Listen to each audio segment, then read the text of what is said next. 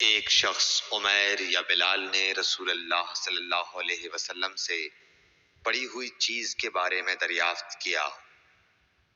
آپ نے فرمایا اس کی بندھن پہچان لے، یا فرمایا کہ اس کا برتن اور تھیلی کو پہچان لے، پھر 1 سال تک اس کی شناخت کا اعلان کراؤ، پھر اس کا مالک نہ ملے تو اس سے فائدہ اٹھاؤ، اور اگر اس کا مالک آ جائے تو اسے سونپ دو۔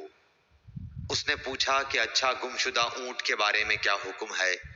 آپ کو اس قدر غصہ آ گیا کہ رخسار مبارک سرخ ہو گئے، یا راوی نے یہ کہا کہ آپ کا چہرہ سرخ ہو گیا۔ یہ سن کر آپ صلی اللہ علیہ وسلم نے فرمایا، تجھے اونٹ سے کیا واسطہ؟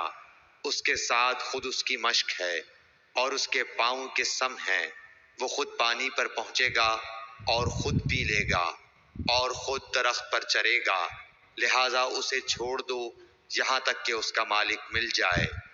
اس نے کہا کہ اچھا گمشدہ بکری کے بارے میں کیا ارشاد ہے؟ آپ نے فرمایا وہ تیری ہے یا تیرے بھائی کی، ورنہ بھیڑیے کی غذا ہے۔ صحیح بخاری حدیث نمبر 91۔